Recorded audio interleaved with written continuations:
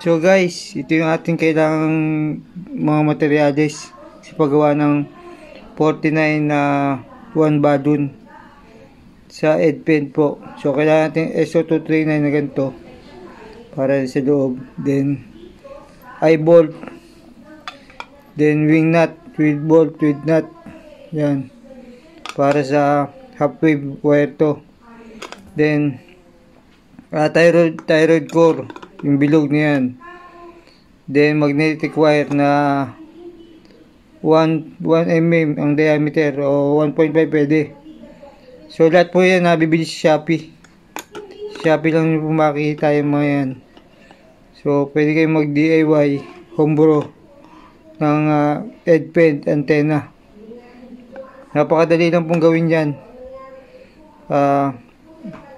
Maganda dito, hindi mo na kailangan tuner sa 7 MHz, 14, 21, 28. 4 band po, multi-band po yan, antenna. So, ang haba niya, ang wire na haba, ito yung wire niya, 20 meters, half wave.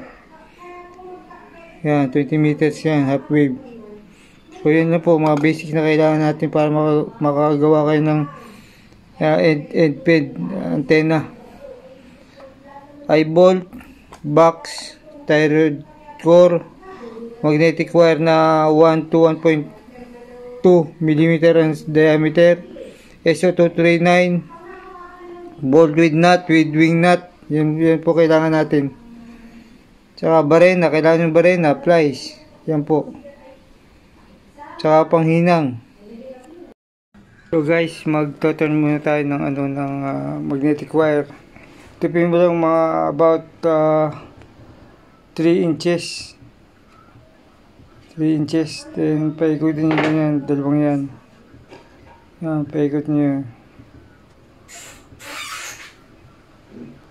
Yan, ikot nyo lang yan hanggang sa 3 inches. So pagkatapos nyo maikot yun, pasok nyo dito sa thyroid core.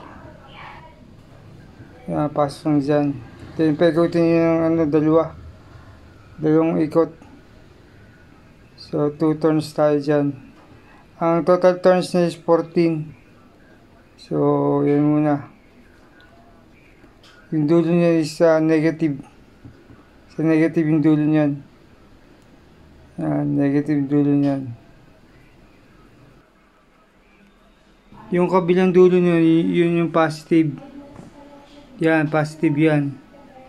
Kabilang dulo. Then yung mahaba, yun itutuloy-tuloy yung ikot. Bilang muna kayo ng about 8 turns. 8 ikot. Pagka naka 8 ikot kayo, tatawid siya dun sa kabila. Pagkatawid dun sa kabila, bilang kayo ng 8, 9, 10, 11, 12, 13, 14. Yun na yung 14. Yun na yung papunta ng output na yun, ng antenna wire na yun. Guys, tapos na. So nakapasok na siya sa thyroid core.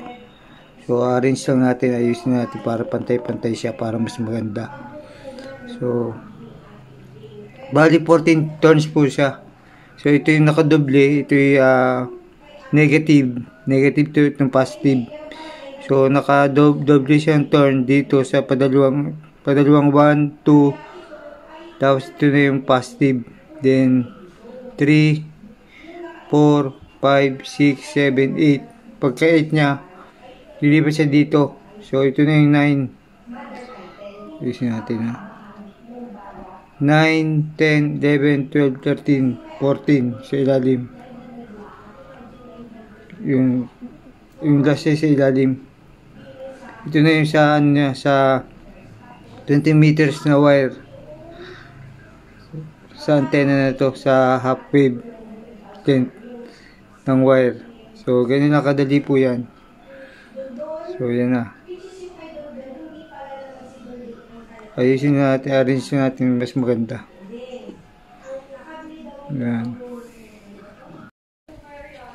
So guys, tapos na. Ito na ang result. So may capacitor po yan. Ang value po niya 100 farad po. 5 kilovolt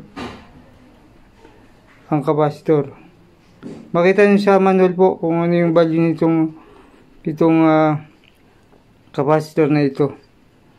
So yung ganyan lang kabit niyan. Okay na. So guys, nasaraduhan ko na. So ready na ikabit to. So, kailangan lang ng 20 meters na wire, stranded wire na number 14. Ito na guys, yung ating headpin antenna. So yan. So mula dyan sa dulo na yan, 20 meters yan hanggang doon sa dulo ng kabilang poste. Yan, hanggang doon sa dulo na yan. 20 meters yan. So okay na.